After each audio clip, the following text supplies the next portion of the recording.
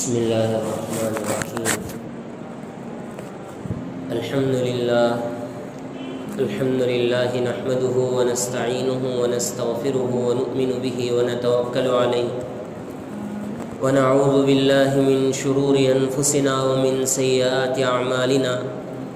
من يهده الله فلا مضل له ومن يضلله فلا هادي له.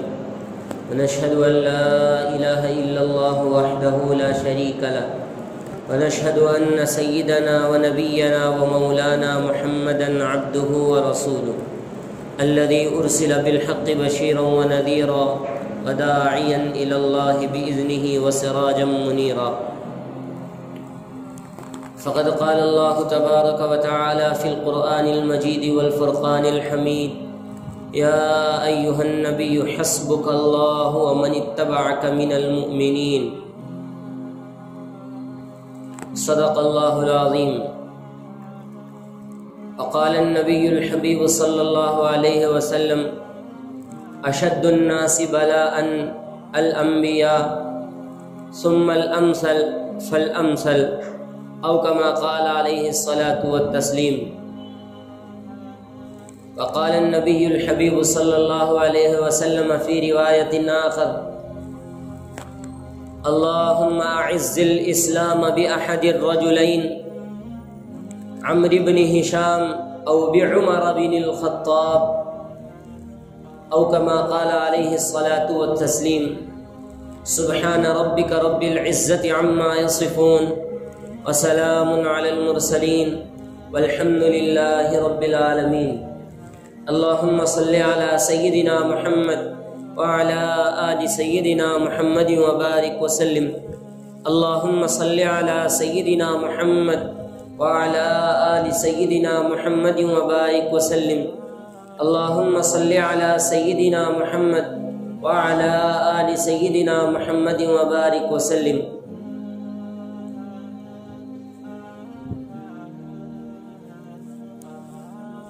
بزرگان محترم، حاضرین دین، نوجوانان ملت اور میرے دینی و ایمانی بھائیوں، السلام علیکم ورحمۃ اللہ وبرکاتہ۔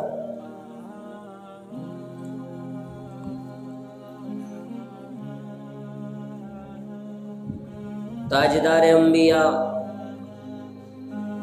امام الانبیاء والمرسلین، احمد مجتبی محمد مصطفیٰ صلی اللہ علیہ وسلم کی حیات طیبہ اور آپ کی پاکیزہ سیرت کے مختلف گوشے آپ حضرات کے سامنے سنائے جا رہے ہیں۔ میں بات کو تمہید کے طور پر شروع کرنے کے بجائے اصل موضوع پہ آتے ہوئے، گزشتہ ہم نے حضرت حمزہ سید الشہداء رضی اللہ عنہ کے اسلام لانے کا واقعہ اور ان کے اسلام سے مسلمانوں کو کیا عزت ملی، کیا عظمت ملی، کیا مقام ملا، اس کا ہم نے تذکرہ کیا تھا۔ اور وہ ایک جذباتی انداز میں انہوں نے اسلام قبول کیا تھا۔ اللہ کے نبی صلی اللہ علیہ وسلم کی خدمت میں آئے اور آ کر عرض کیا: بھتیجے خوش ہو جاؤ، میں نے تمہارا بدلہ لے لیا ہے۔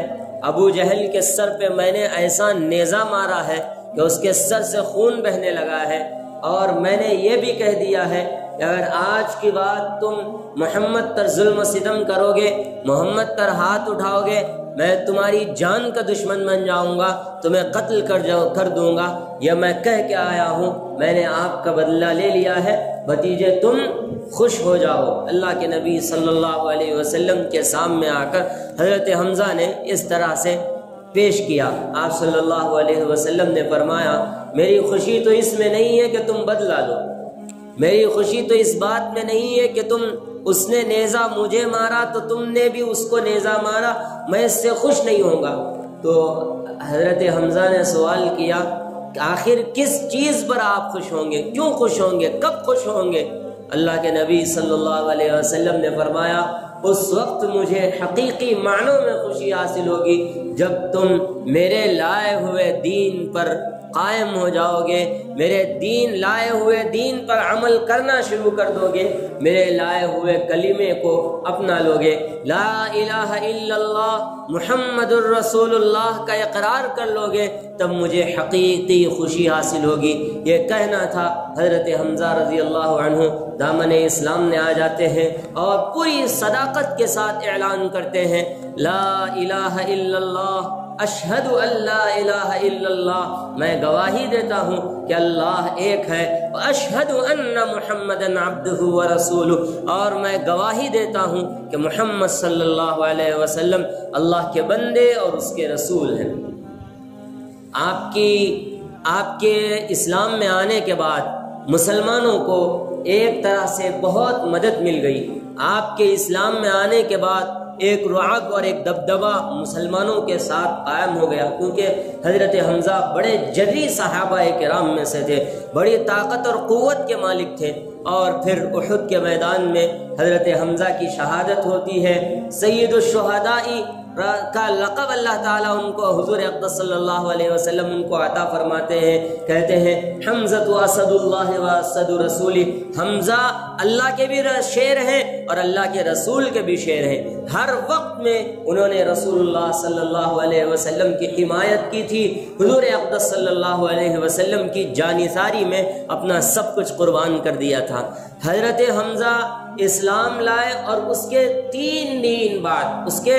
3 دن کے بعد کفار مکہ نے ایک میٹنگ کی، وہ دیکھ رہے تھے اور دیکھ کر یہ سوچ رہے تھے کہ دھیرے دھیرے محمد کی آواز بڑھ رہی ہے، اس کے متبعین بڑھ رہے ہیں، ماننے والوں کا قافلہ بڑھتا جا رہا ہے، اگر یہی سلسلہ چلتا رہا تو ہمارے معبودوں کو کوئی پوچھ کے نہیں دیکھے گا، ہمارے آبا و اجداد کے دین سے لوگ پھرتے چلے جائیں گے، اس لیے کوئی کام ہمیں ڈٹ کے کرنا پڑے گا، مقابلہ کرنا پڑے گا، اس کے لیے ہم کسی نہ کسی طرح سے تیار کریں گے۔ لوگوں نے سوچ سمجھ کر سازش کی، لوگوں سے مختلف قسم کی رائے لی کہ تم کیا کرو گے، تم کیا کرو گے، تم کیا کرو گے، بہت سو نے اپنی اپنی رائے دی۔ اس کے بعد حضرت عمر رضی اللہ عنہ بھی اس میں موجود تھے۔ حضرت عمر رضی اللہ عنہ کون؟ حضرت عمر رضی اللہ عنہ وہ جنہیں اسلام سے سخت دشمنی تھی، حضور سے سخت دشمنی تھی۔ لبینہ ایک باندی تھی حضرت عمر کی، وہ ان کو تکلیف دیتی تھی، اور دوسری ان کی کنیزیں تھی جو اسلام قبول کر چکے تھے، وہ ان کو تکلیف دیتے تھے۔ جو اسلام قبول کرتا تھا وہ ان کے جانی دشمن بن جاتے تھے، ان کو مارتے تھے، ان کو تکلیفیں دیا کرتے تھے، اسلام کے نام سے نفرت کیا کرتے تھے، اور اس قدر رعب، دبدبہ اور اس قدر اللہ نے ان کو طاقت اور قوت سے سرفراز فرمایا تھا کہ مکے میں ان کے مقابل کا کوئی نہ تھا۔ ننگی تلوار لے کر اٹھے اور اٹھ کر ایک دن حضور اقدس صلی اللہ علیہ وسلم کا کام تمام کرنے کی غرض سے نکلے، اللہ پورے سر پر ایک جوش و خروش ہے، غصے میں پورا چہرہ غصے میں لال پیلا ہو رکھا ہے، جسم کے اعضاء بتا رہے ہیں کہ بہت ہی غصے کے انداز میں جا رہے ہیں، ہاتھ میں ننگی تلوار ہے، گھوڑے پر سوار ہیں اور گھوڑے پر مکے کی گلی میں بہت تیزی سے جا رہے ہیں۔ راستے میں انہی کے خاندان کے ایک فرد حضرت نعیم بن عبداللہ سے ملاقات ہوتی ہے۔ نعیم بن عبداللہ ان سے سوال کرتے ہیں، اے عمر کہاں کا ارادہ ہے؟ تمہیں اس قدر غصے میں تم نے کہاں کا ارادہ ہے، کہاں جانے کا ارادہ کر رکھا ہے؟ حضرت عمر رضی اللہ عنہ ابھی اسلام قبول نہیں کیے ہیں، ابھی وہ یہ کہتے ہیں کہ میں آج یہ نئے دین کا کام تمام کرنے کے لیے جا رہا ہوں، آج نئے دین کو ختم کرنے کے لیے جا رہا ہوں، آج میں نعوذ باللہ محمد الرسول اللہ کی گردن سر تن سے جدا کرنے کے لیے جا رہا ہوں۔ حضرت نعیم بن عبداللہ کہتے ہیں وہاں جانے سے پہلے آپ پہلے اپنے گھر کی خبر لیجئے، آپ کے بہن اور آپ کے بہنوئی اسلام قبول کر چکے ہیں۔ یہ سننا تھا۔ حضرت عمر رضی اللہ عنہ کو اور غصہ آ گیا، فوراً وہاں سے واپس پلٹے اور واپس پلٹ کر اپنی بہن فاطمہ بنت خطاب کے گھر گئے۔ فاطمہ بنت خطاب حضرت عمر رضی اللہ عنہ کی بہن ہے، ان کے گھر گئے۔ حضرت عمر دروازہ کے پاس وہاں جا کر کنڈی زور سے کٹکھٹائی، وہاں حضرت خباب بن الارت رضی اللہ عنہ، وہاں حضرت سعید بن زید اور حضرت فاطمہ بنت خطاب کو قرآن مجید پڑھا رہے تھے، قرآن سکھا رہے تھے۔ اب جب کنڈی کی زور سے آواز آئی، سمجھ گئے کہ اس قدر طاقت اور قوت تو حضرت عمر ہی کی ہو سکتی ہے، اس لیے فوراً وہ چھپ گئے۔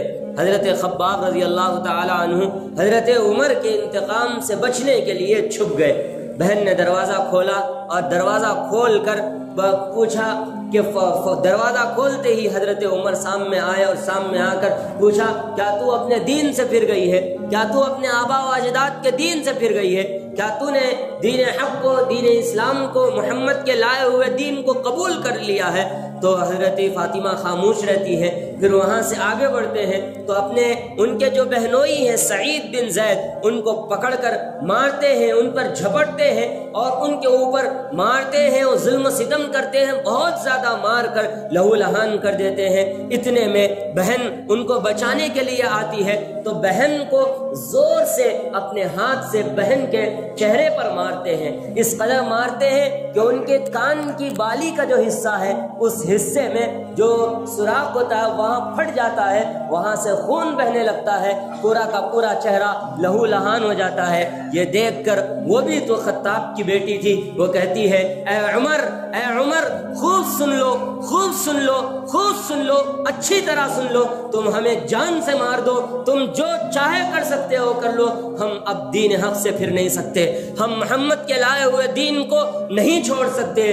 بہن بولی، عمر تو ہم پر آج چاہے جتنا ظلم کر لے، تو آج ہم پر جتنا چاہے ظلم کر لے، شکنجوں میں کسے یا گوٹیاں کتوں سے نچوارے، لیکن ہم آج دین حق سے پھر نہیں سکتے ہیں۔ بلندی معرفت کی مل گئی ہے، ہم اب گر نہیں سکتے، معرفت کی بلندی ہمیں حاصل ہو گئی، اب ہم گریں گے نہیں، اب ہم دین حق سے نہیں پھریں گے۔ آج تو ہمیں مار دے، ختم کر دے، جو کچھ کرنا ہے کر لے، لیکن اب ہم محمد کے لائے ہوئے دین کو ہاتھ سے جانے نہیں دیں گے۔ بہن کے اندر یہ جوش، یہ جذبہ اور یہ ولولہ انہوں نے دیکھا تو وہ تھوڑے سہم گئے اور سہم کر تھوڑا سا نرمی ان کے دل کے اندر آئی۔ پھر انہوں نے سوال کیا، تم کیا پڑھ رہے تھے؟ لا کے مجھے سناؤ، مجھے بتاؤ، مجھے دکھاؤ۔ بہن بولی، تم ابھی ناپاک ہو، تم ابھی ناپاک ہو، تمہیں ہاتھ قرآن کو نہیں لگا سکتے ہیں، تم نجس ہو، قرآن کو چھو نہیں سکتے ہیں۔ لا یمسہ الا المطہرون، قرآن کو تو صرف پاک شخص ہی ہاتھ لگا سکتے ہیں۔ تو حضرت عمر نے کہا، اس کے لیے مجھے کیا کرنا پڑے گا؟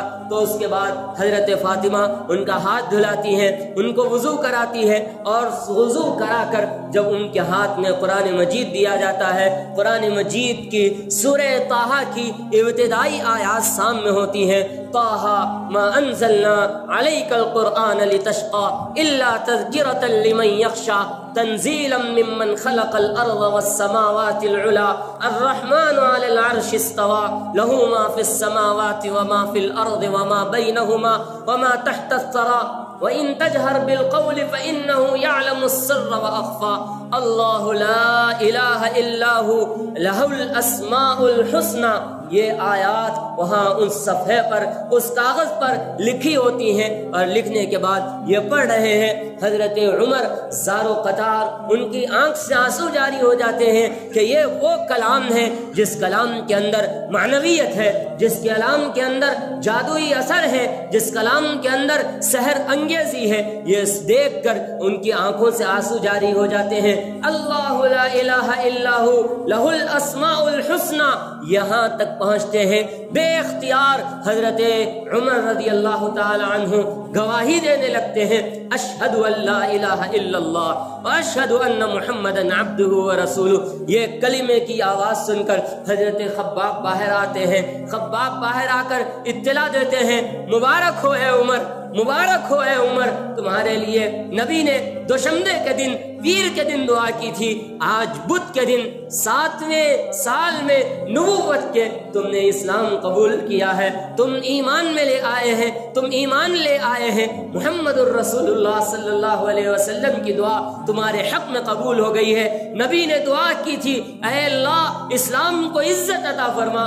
دو شخصوں کے ذریعے، یا تو ابو جہل کے ذریعے یا عمر ابن خطاب کے ذریعے اللہ نے آپ کا انتخاب کیا، آپ کو اسلام اسلام کی عظمت کے لیے، اسلام کی سربلندی کے لیے، اسلام کے نام کو باقی رکھنے کے لیے اللہ پاک نے آپ کا نام قبول کیا ہے۔ مبارک ہو اے عمر، تمہارا اسلام لانا تم کو مبارک ہو، سارے مسلمانوں کو مبارک ہو۔ آپ وہ اور اپنے دل میں نرمی پیدا ہوتی ہے، قرآن پڑھتے ہیں دل نرم ہوتا ہے، موم کی طرح دل نرم ہو رہا ہے۔ حضرت عمر کو اس بات کا بھی شدید احساس ہوتا ہے، وہ شخص جس کی گردن کو جس کے سر کو تن سے جدا کرنے کے لیے میں جا رہا تھا، جس کے سر کو تن سے جدا کرنے کے لیے جا رہا تھا، وہ غائبانے میں وہ ہستی میرے لیے دعا کر رہی ہے، میں اس شخص سے ملاقات کے لیے وارفتگانہ انداز میں چلا جاتا ہوں۔ حضرت خباب، حضرت عمر، حضرت سعید بن زید، حضرت عمر کے جو بہنوئی ہیں حضرت سعید بن زید، حضرت فاطمہ بنت خطاب، یہ سارے کے سارے لوگ مل کر جا رہے ہیں۔ ابھی وہ وارفتگی کا عالم ہے، ابھی اپنی حالت میں کچھ سدھار نہیں آیا، ہاتھ میں وہی ننگی تلوار ہے، بال وہی بکھرے ہوئے ہیں، اور وہی کیفیت ہے جو جس کیفیت میں آپ صلی اللہ علیہ وسلم کے قتل کے ارادے سے نکلے تھے، وہی کیفیت میں جا رہے ہیں۔ حضور اقدس صلی اللہ علیہ وسلم دار ارقم میں اسلام کے سب سے پہلے مرکز میں مقیم ہیں۔ 39 افراد وہاں پہ موجود ہیں جو اسلام لائے ہوئے ہیں۔ باہر سے دیکھتے ہیں حضرت عمر کھڑے ہوئے ہیں، ساتھ میں ننگی تلوار ہے۔ کفار کا یہ حضرت عمر کے بارے میں ان کے رعب اور دبدبے کا یہ عالم تھا کہ بعض صحابہ کرام کہنے لگے عمر آ گئے ہیں، ڈر اور خوف کی کیفیت ہے، لیکن وہاں حضرت حمزہ موجود ہوتے ہیں، وہ کہتے ہیں یا نبی اللہ، اگر یہ اسلام کے ارادے سے آتے ہیں تو ہم ان کا استقبال کرتے ہیں، لیکن اگر نعوذ باللہ کوئی گستاخ ارادہ لے کر آپ کی چوکھٹ پہ حاضری دیتے ہیں تو میں اسی کی تلوار سے اسی کا سر قلم کر دوں گا، اسی کی تلوار سے اسی کا سر قلم کر دوں گا، اسی کا سر اسی کی تلوار سے اسی کے گردن سے میں جدا کر دوں گا۔ اللہ کے نبی صلی اللہ علیہ وسلم کو اپنی دعا پہ بھروسہ ہوتا ہے، فرماتے ہیں دروازہ کھولیے، دروازہ کھولتے ہیں، حضرت عمر کھڑے ہیں۔ اللہ کے نبی صلی اللہ علیہ وسلم حضرت عمر کا ہاتھ پکڑتے ہیں اور حضرت عمر سے فرماتے ہیں یا ابن خطاب، اے خطاب کے بیٹے، تو مجھ سے کب تک لڑتا رہے گا؟ تو مجھ سے کب تک اپنی جنگ جاری کرتا رہے گا؟ کیا تیرے اسلام لانے کا وقت نہیں آیا؟ کیا تیرے مسلمان ہونے کا وقت نہیں آیا؟ یہ سن کر حضرت عمر اپنی دھیمی آواز میں، حضرت عمر اپنی آنسو بھرے اور بڑے عجیب انداز میں نعرہ تکبیر کی جو اشہد اللہ الہ الا اللہ کے کلمے کا اقرار کرتے ہیں اور پورے کے پوروں کے سامنے کہتے ہیں اشہد اللہ الہ الا اللہ، میں گواہی دیتا ہوں کہ اللہ ایک ہے، وَأَنَّ مُحَمَّدًا عَبْدُهُ وَرَسُولُهُ، اور میں گواہی دیتا ہوں کہ محمد آپ اللہ کے بندے اور اس کے رسول ہیں۔ یہ سننا تھا۔ حضور اقدس صلی اللہ علیہ وسلم مارے خوشی کے نعرہ تکبیر کی فضا بلند کرتے ہیں، نعرہ تکبیر لگاتے ہیں۔ پورے کے پورے صحابہ کرام جو وہاں پہ موجود ہیں وہ سب اللہ اکبر، اللہ اکبر کا نعرہ بلند کرتے ہیں۔ روایت میں آتا ہے حضرت عمر کے اسلام لانے کے بعد صحابہ کرام نے جو نعرہ تکبیر کی فضا بلند کی تھی، مکے کی پہاڑیوں میں اس کے صدائیں گونجی تھی، مکے کی پہاڑیوں میں اس کی صدائیں گونجی تھی۔ حضرت عمر سوال کرتے ہیں اے اللہ کے نبی، یہ چھپ کر تبلیغ کیوں ہے؟ یہ اعلان حق علانیہ کیوں نہیں ہوتا؟ یہ آپ چھپ چھپ کر دین اسلام کی دعوت کیوں کرتے ہیں؟ آج عمر اسلام قبول کر چکے ہیں، آج عمر اسلام قبول کر چکے ہیں، اب اسلام چھپ کے نہیں ہوگا، اب اسلام علانیہ ہوگا، اب دعوت علانیہ ہوگی، اب دین کی تبلیغ علانیہ ہوگی، اب محمد الرسول اللہ کا دین علانیہ گھر گھر تک پہنچے گا، چپے چپے تک پہنچے گا، بچے بچے تک پہنچے گا، فرد فرد تک پہنچے گا۔ یہ کہہ کر قافلے دو قافلوں میں ایک طرف حضرت حمزہ ہے، ایک طرف حضرت عمر ہے، دو قافلے مکہ مکرمہ میں پہنچتے ہیں۔ وہاں سردار ہیں اور دیگر بہت سے احباب موجود ہیں، سب کے سامنے حضرت عمر اپنے اسلام کا اقرار کرتے ہیں۔ لوگوں گواہ رہو کہ آج میں نے محمد کے دین کو قبول کر لیا ہے، محمد پر اسلام کو میں اسلام کو قبول کر چکا ہوں، محمد کے دین کو میں قبول کر چکا ہوں۔ علانیہ طور پر اعلان کرتے ہیں اور اور کہتے ہیں اگر کوئی چاہتا ہے کہ اس کی ماں اس کو روئے، اگر کوئی چاہتا ہے کہ اس کی ماں اس کو روئے، اگر کوئی چاہتا ہے کہ اس کی بیوی اس کو روئے، اگر کوئی چاہتا ہے کہ اپنے بچے کو یتیم کرائے، اگر کوئی چاہتا ہے کہ اپنی بیوی کو بیوہ کرائے، تو یاد رکھ لے محمد الرسول اللہ پر ہاتھ اٹھا کے دیکھے، پھر اس کے بعد میں اس کا حشر کر کے دکھاؤں گا۔ یہ اسلام کی عزت، یہ اسلام کی عظمت جو اللہ رب العزت نے حضرت عمر کے ذریعے سے مسلمانوں کو عطا فرمائی ہے۔ اب تک اسلام علانیہ نہیں تھا، نمازیں علانیہ نہیں تھا، دیگر اور چیزیں علانیہ نہیں تھی۔ اسلام کے بعد حضرت عمر کے مسلمان ہونے کے بعد اسلام کو عزت ملی، عظمت ملی، رفعت ملی، مقام ملا، درجہ ملا، اور وہ سب کچھ ملا۔ شاعر کہتا ہے جنوں کے کوچے میں رفتگار ہو کے چلا، جنوں کے کوچے میں دلفگار ہو کے چلا، شکار کرنے کو آیا تھا، شکار ہو کے چلا، شکار کرنے کو آیا تھا۔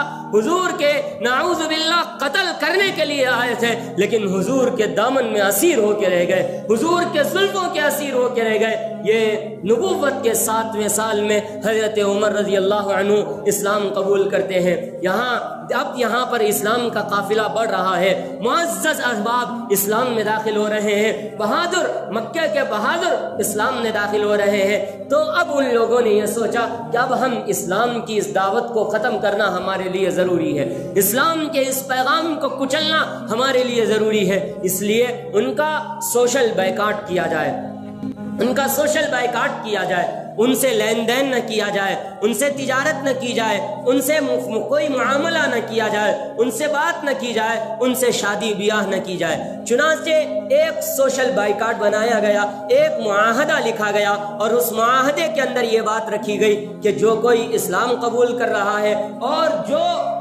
جو بنی ہاشم سے تعلق رکھتا ہے، حضور کے خاندان سے، ان کے خاندان میں کسی کی شادی نہیں ہوگی، کسی سے شادی نہیں کریں گے، ان کے خاندان کے کسی فرد سے، کسی سے لین دین نہیں کریں گے، کسی سے ان سے کوئی چیز خریدیں گے، نہ کوئی چیز ان کو بیچیں گے، نہ تجارت ہوگی، نہ کچھ ہوگی، نہ ان کو کھانے دیا جائے گا، نہ ان کو سامان ان تک سپلائی کیا جائے گا، ان تک دیا جائے گا۔ ایک معاہدہ لکھ کے بیت اللہ کے اندر آویزہ کر دیا گیا، اور پورے کے پورے سرداران مکہ نے اس پر دستخط کر دیے۔ مجبوراً حضرت خواجہ ابو طالب نے مجبوراً اس معاہدے کو قبول کرتے ہوئے اپنے قافلے کو لے کر ابو طالب کی گھاٹی میں شعب ابی طالب میں چلے جاتے ہیں، اور وہاں جا کر 3 سال تک محصور ہو کر وہاں پر شعب ابی طالب میں حضور اقدس صلی اللہ علیہ وسلم زندگی گزارتے ہیں۔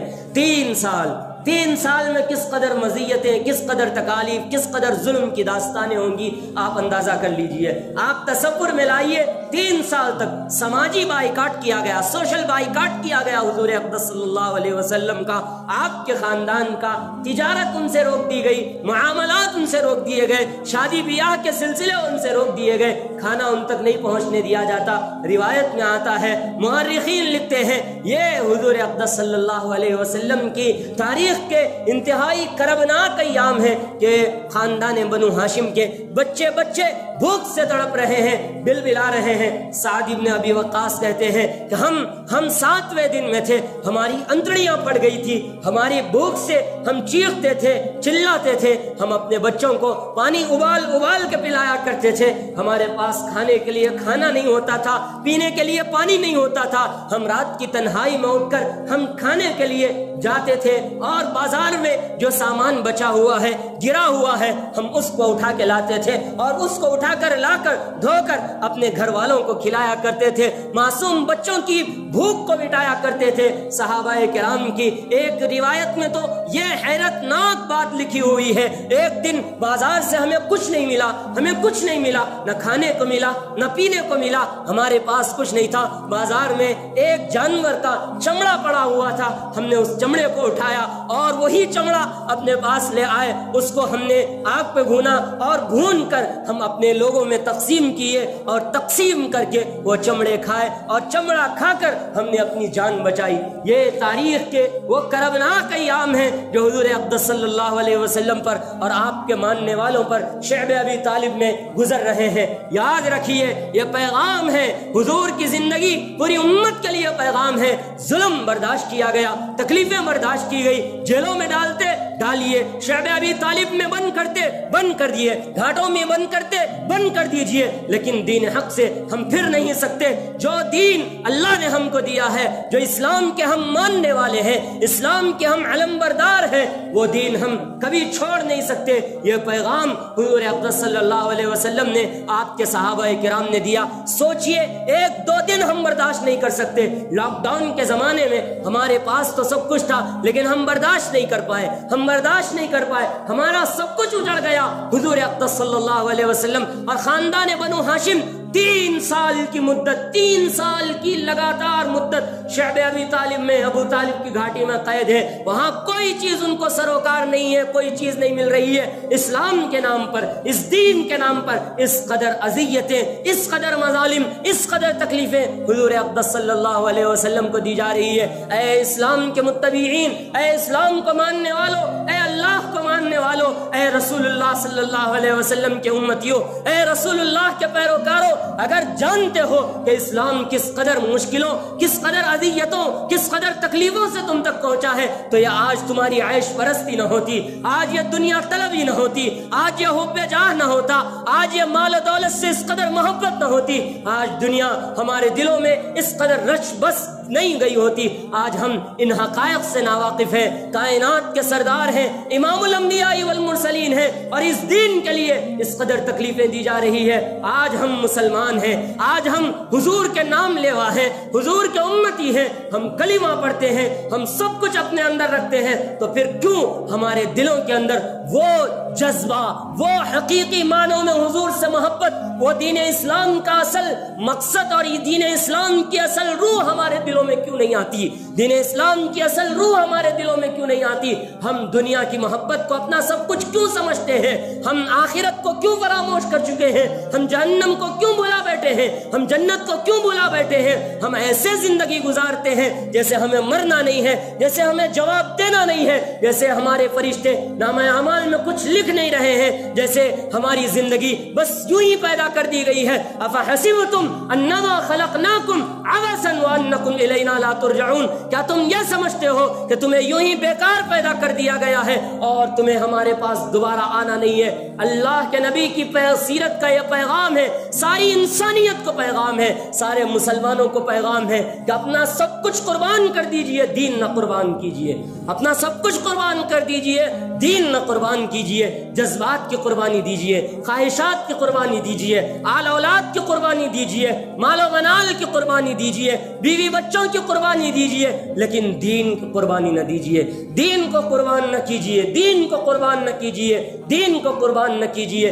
دین پر مضبوطی سے، سختی سے عمل پیرا ہو جائیے۔ یہ اللہ کے نبی صلی اللہ علیہ وسلم کا پیغام ہے، یہ حضور کی سیرت سے ملنے والا پیغام ہے۔ شعب ابی طالب کا آج یہاں پر ہمیں ڈرایا جاتا ہے، دھمکایا جاتا ہے، سی اے این آر سی کے نام پر ڈیٹینشن کیمپ میں ہمیں بند کر دیں گے، مسلمانوں کو بند کر دیں گے، ڈیٹینشن کیمپ بنائے جائیں گے، وہاں پر بند کر دیں گے۔ ارے ہماری تاریخ ہے، ہماری تاریخ ہے، ہمارے نبی 3 سال تک ڈیٹینشن کیمپ میں رہے لیکن اسلام نہیں چھوڑا، ایمان نہیں چھوڑا۔ ہم اسی نبی کے امتی ہیں، ہمیں آپ جو کرنا ہے کریے، لیکن ہم اپنے اسلام سے نہیں پھریں گے۔ ہم اپنے بچوں کو، آنے والی نسلوں کو یہ پیغام دیں گے، مضبوط پیغام دیں گے، بیٹا سب کچھ قربان کر دو، دین کے لیے، ایمان کے لیے سب کچھ قربان کر دو، لیکن دین سے ہاتھ نہ دھونا، دین سے نہ پھرنا، دین سے نہ پھرنا۔